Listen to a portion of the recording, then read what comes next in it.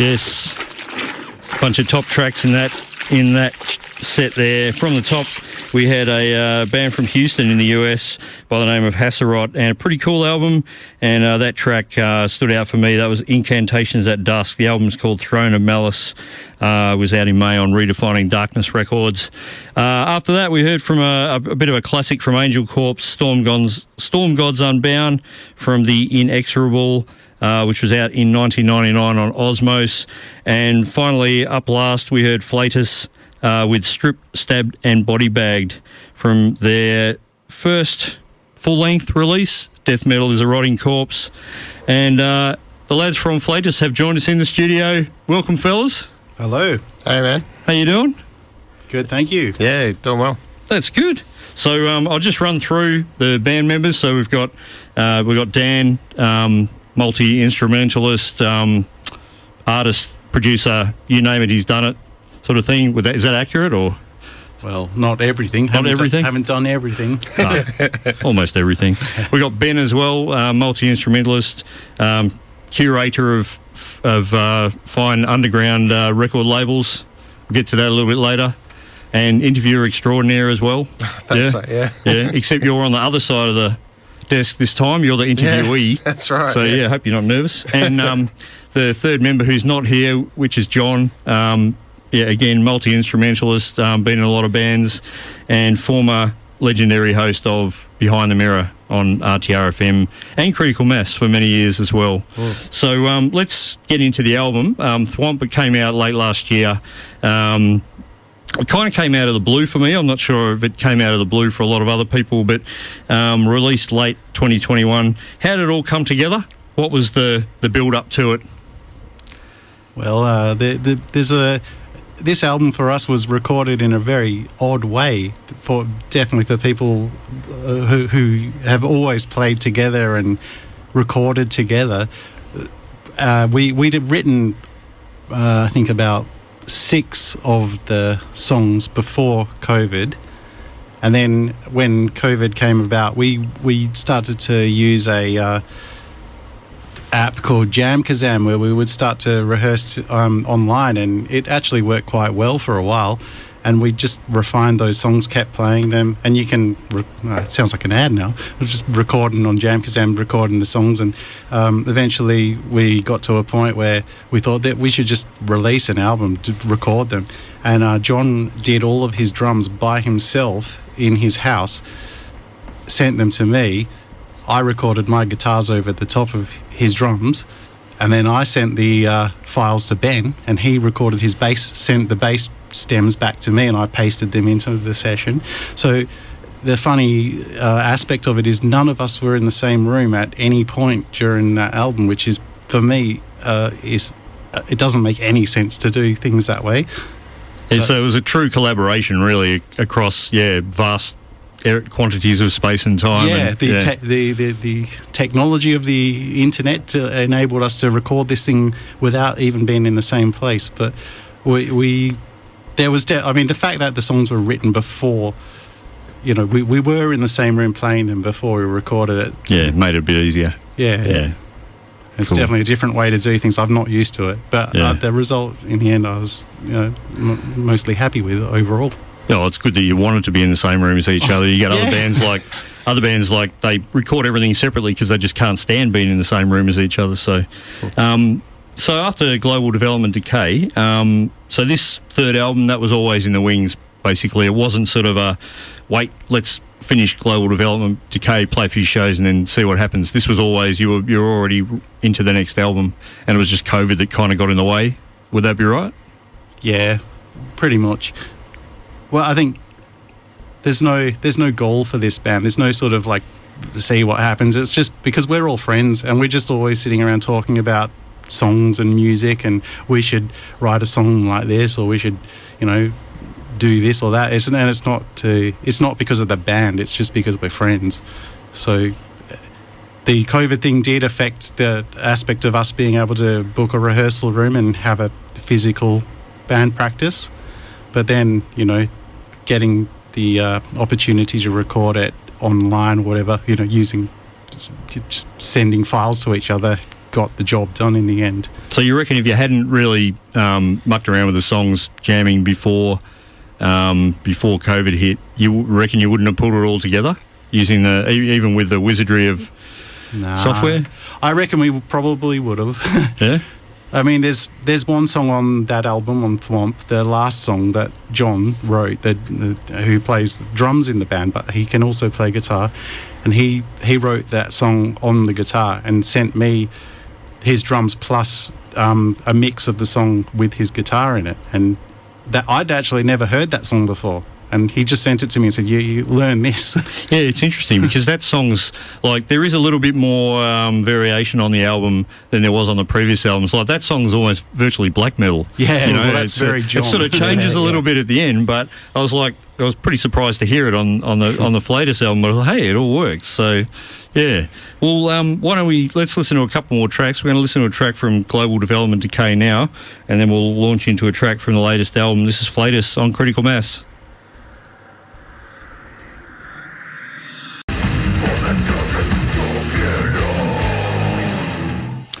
Yes, very tragic, that one. That track was called The Sophomoric Subjugation of Spoonderlicks, and that was from Thwomp, from the latest Flatus album. Before that, we heard a track from Global Development Decay.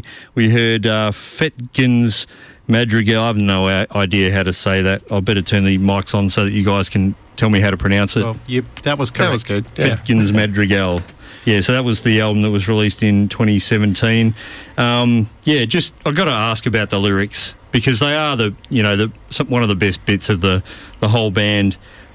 Where do they come from? Where's the inspiration? Where's the motivation?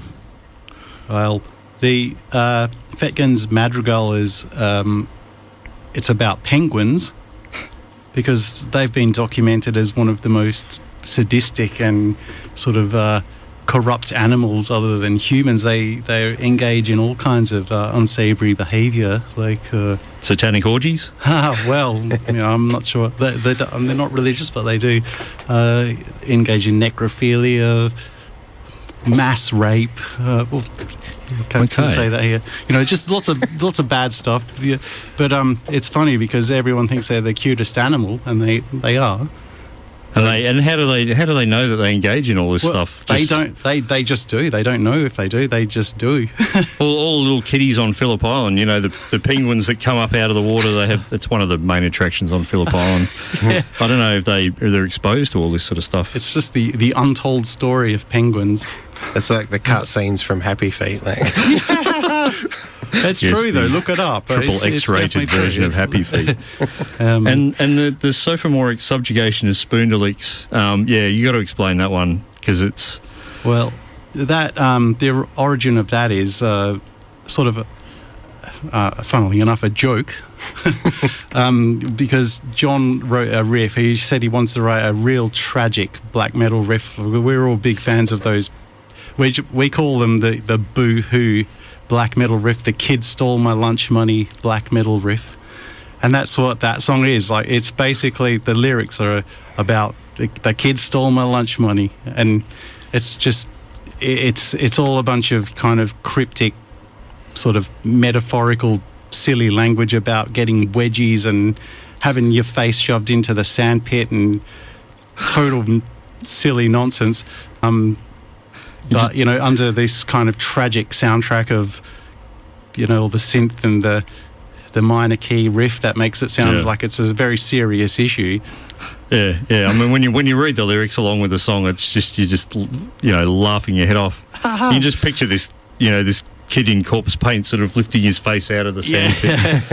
Yeah. And the other one that caught my eye when I first listened to the album was the last track on the album, which the weird sort of black metal track, which is called The Molecular Cauterization and Cranial Chernobyl, and it's about this dude. You probably tell the story better than I can. Well, that's a true story song, and John, who plays drums in the band, actually wrote all of the guitar for that song, which is why it sounds a lot more black metal than practically everything else on the album. and that's about a Russian scientist who worked in a particle accelerator who he leaned into the particle beam and had a huge amount of energy shot through his skull, and 76 giga electron volts apparently. Yes. Yeah. And he miraculously survived, and it's a pretty interesting story. It's sort of it's very death metal when you read it. This guy getting this kind of particle beam shot through his head and getting this sort of growths on his face and melting skull, and it just what else do you want for death metal? Very Toxic Avenger, isn't it? Yes. Yeah. And as far as I'm aware, and as far as I can find from any kind of internet searches, he's still alive. He's still alive. He must be getting on quite a bit now, but man, I can't believe he would live through something like that. Couldn't be as good looking as he used to be. Yeah. Let's rewind all the way back to the start, because you were kind of inspired at the start by Carcass, really early Carcass, and that 4-track EP that you had at the very beginning is still one of my personal favourites ever. I drag it out and play it pretty often. So what was the when were you guys sort of into the first couple of albums, or did you then follow Carcass as they sort of mellowed out and got a bit more melodic and everything? Well, for me, I'm probably, for anyone that knows me, I'm probably annoyingly obsessed with Carcass. I got It's true. I discovered them in 1992 when Necroticism came out, when I was in early high school, and as soon as I got Necroticism, I became pretty fixated on that, and I bought Symphonies of Sickness, bought Rika Putrefaction on because they came on one disc back then, so pretty easy to buy. And I do still follow them.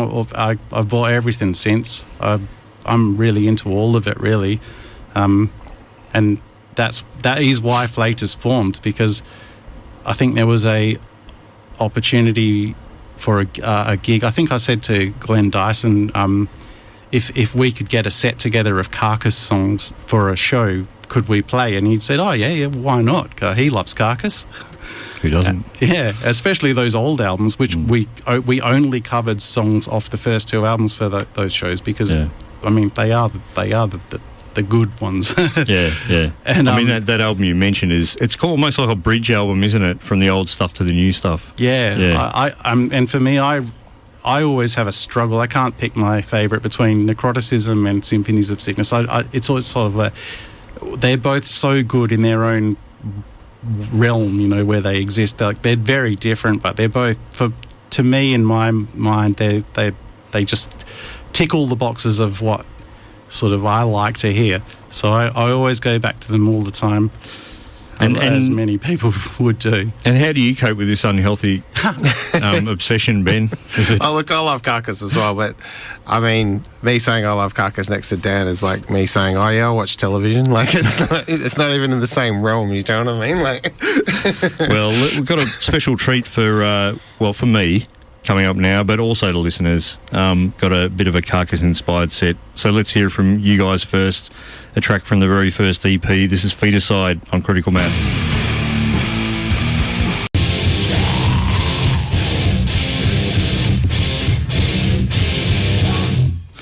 Yes, the sweet, sweet sounds of Carcass there from their very first album, which was Rika Putrefaction, and we played 2 tracks there. We played Genital Grinder and Regurgitation of Giblets. And if anyone was at the Carcass Napalm Death gig at Capitol a few years back, during the Genital Grinder song, they had a slideshow of a whole bunch of diseased penises. So, yeah, nice little bonus, that one. Before Carcass, we heard a Carcass track from Flatus. We heard Swarming, Vulgar Massive Infective Virulency, and that was from the Thwomp album, which was released late last year. And up the top there, we heard Feticide, which was a cover from the first Carcass album on the excellent Debut EP, Pizza of Putrefaction, which there was a couple of Carcass covers on there and a couple of original songs which you would swear were made by Carcass. accurate? Thank you. Okay, so Ben, I'm going to swivel over to you now because you haven't said anything, right? Sure. And you're not getting away with it. Just tell us a little bit about Nightbreed and all the interviews and all that sort of stuff. How did that start? Okay. I did. Nightbreed officially started late 90s in Rockingham on local radio, and then I was doing a metal show back then, and then it moved to Armidale when the Rockingham station closed down. And then my car stopped working, so that stopped as well because I was young and broke. Familiar story. Yeah, and then it must have been January, February last year. A new radio station started up in Rockingham, and I got on there for a little bit. And I guess the radio side of things wasn't going so well, but it was good to interview bands again. So I've kept doing that on YouTube and Facebook and stuff, and it's been a lot of fun. It's been good to chat with bands, Yeah. So you're not on the FM anymore? No, it's just all internet based, and I'm good with that. It's good fun, Okay. Yeah. So out of all the bands you've interviewed, what were the really good ones, the ones that you remember the most, and what were the really bad ones? Now, bear in mind that some of them might be listening. Yeah, bad ones I'm not going to mention. They're all great. What can I say? I don't want bands to say no to me. They're all fantastic. But it was cool to interview Catatonia is a band I really like, and I got to interview them. That kind of thing. Not metal at all, but Sisters of Mercy is the one that's going to be up pretty soon. Nice. That was a good fun interview. It's just, and to be honest, some of the ones that aren't even that massive, or bands that I know, like Circuline's another one that's coming up, which none of us have probably heard of, but they're talented, and I chased them down. I was like, oh, what do you reckon? And it ended up being a really fun chat. There's just sometimes it just works out really well. You just kind of click on something and you get a good chat going. Yeah. And I did catch out of the recent ones when you talked to Matt from Werewolves and Bramelin, I think, and that was pretty cool. I was kind of glued because they're pretty talented guys coming together to form a kind of a super group, I suppose. It was just great, to hear what he'd been doing for, in recent memory, and also that new Werewolves album is pretty awesome. Yeah, I got to have another listen to it.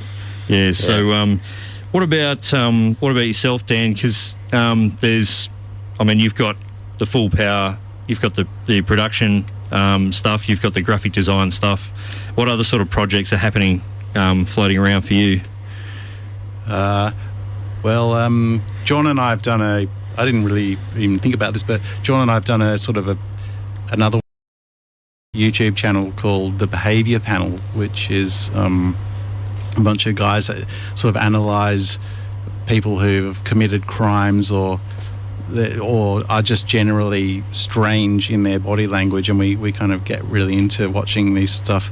And we decided to sort of make a fun project, sort of focusing in on these sorts of people and using samples, and it's just spontaneous music where we just sort of record stuff. He sends me drums, I play guitar over it, and then we cake it in samples of.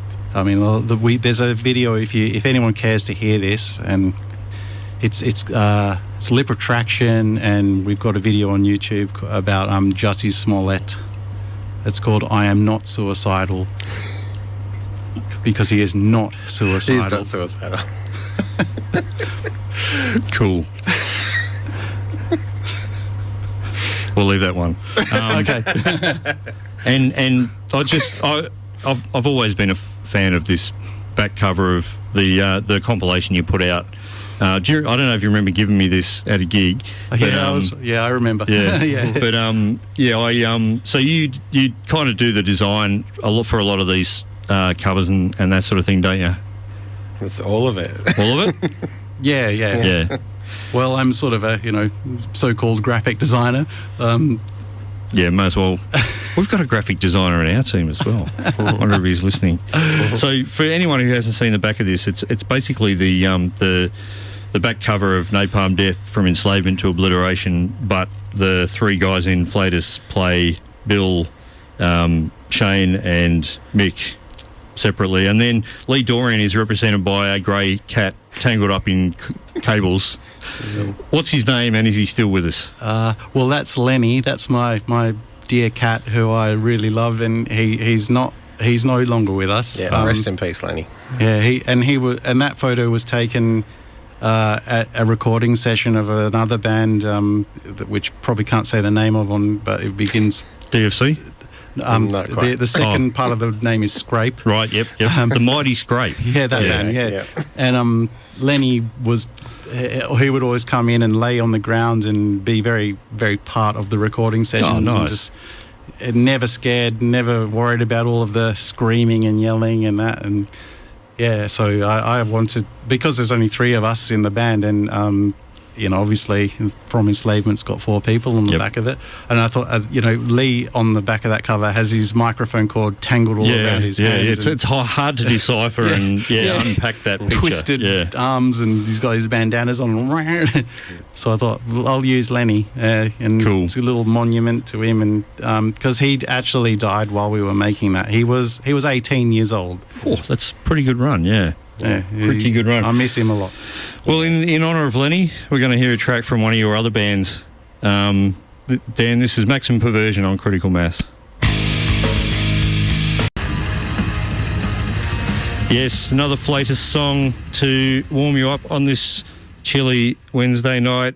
That one was from the Thwomp album. It was Delusions of the Dead.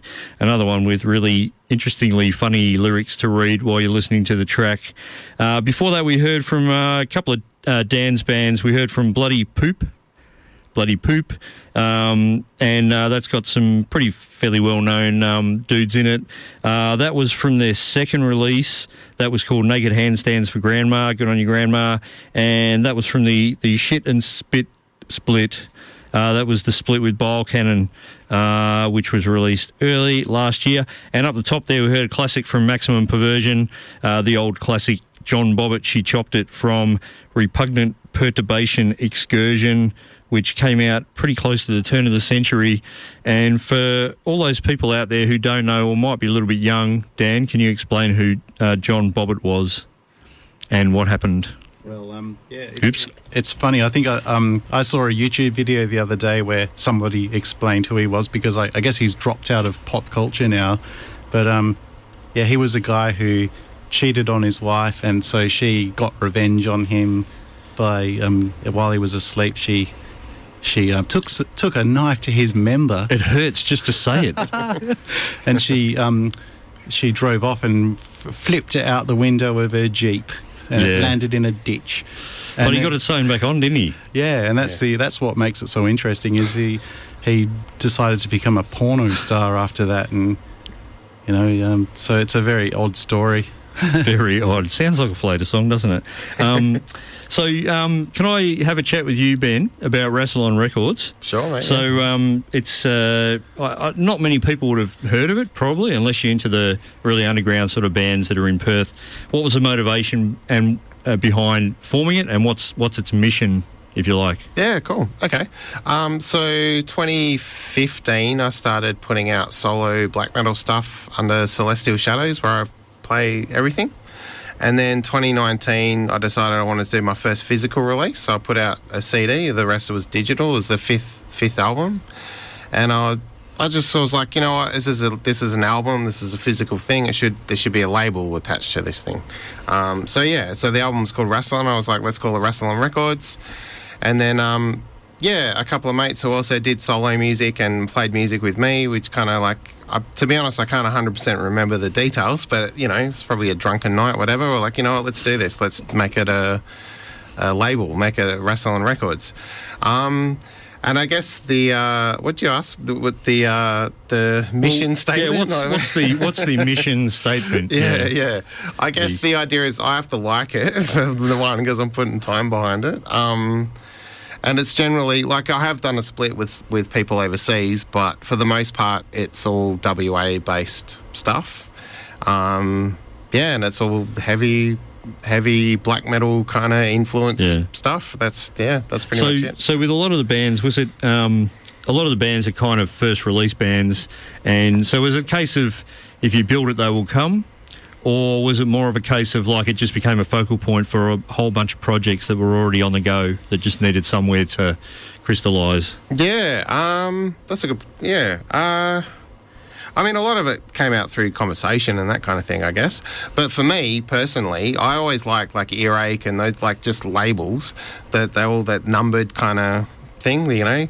And I'm an obsessive collector, man. Like, if I'm into something, I'm going to be properly into it. So I just like the idea of, like, I want them all lined up in a row on my shelf. 1, 2, 3, 4. You got to have them all. You got to have them all, man. Like, you know. Yeah. So for me personally, like, I hope other people get into it because I'm putting a lot of time and effort into this thing. But at the end of the day, I'm doing it because I want 1, 2, 3, 4, 5, 6, 7 all on the shelf. You've got Mosh CD 001. Exactly. And then, right. Yeah, exactly. It's exactly it, man. You know?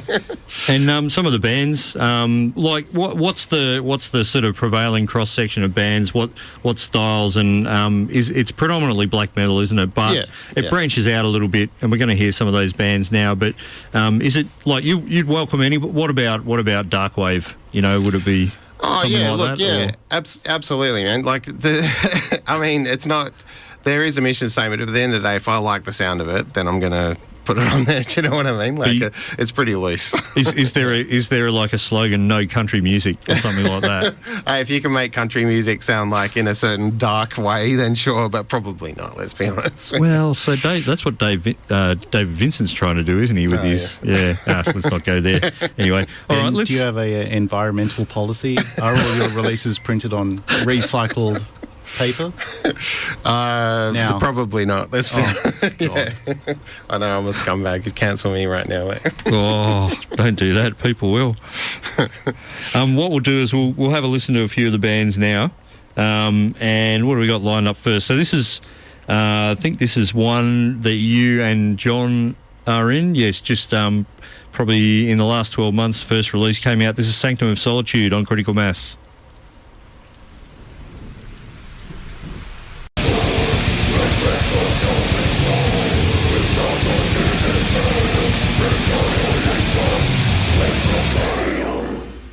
Yes, and that EP is absolutely freaking awesome.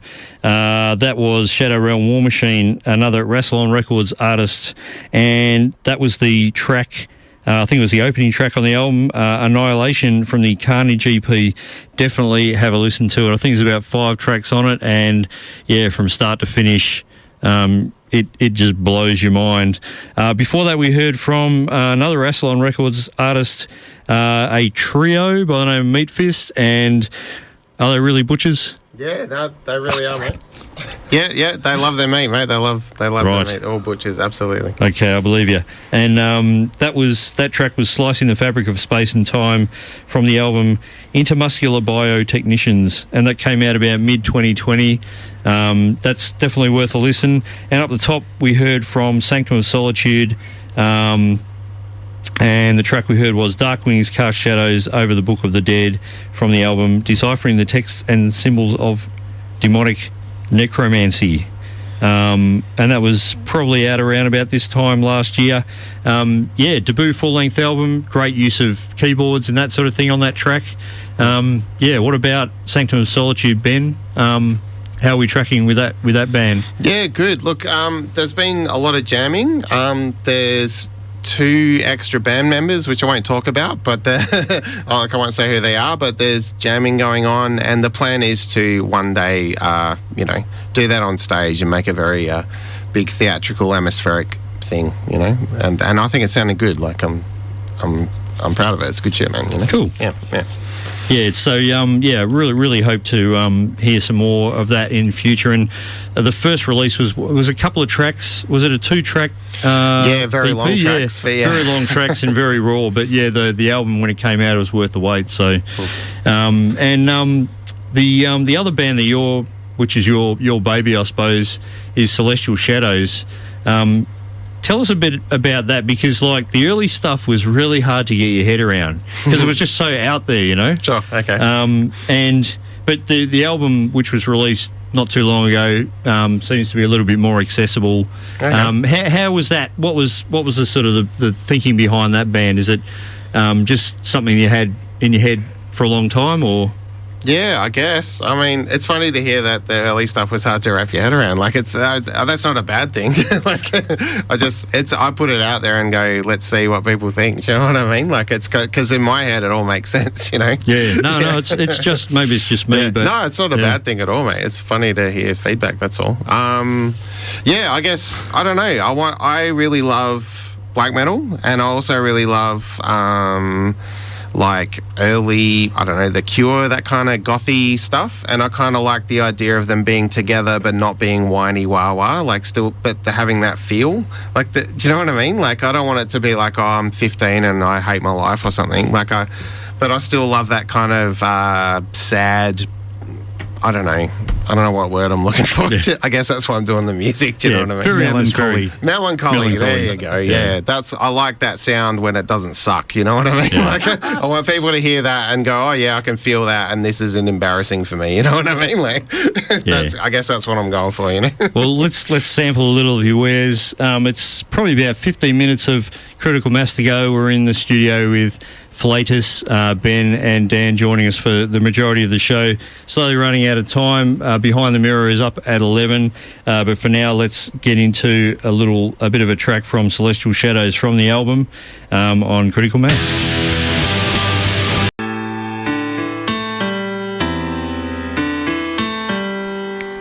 Yes, great track there from Celestial Shadows, one of Ben's projects, and that was from the album, and the album's called Beyond the First Veil, and that track was called Fallen Swords, and released in March on Rassilon Records, and we were just talking about it a little bit off air, and so what's next for that band, Ben?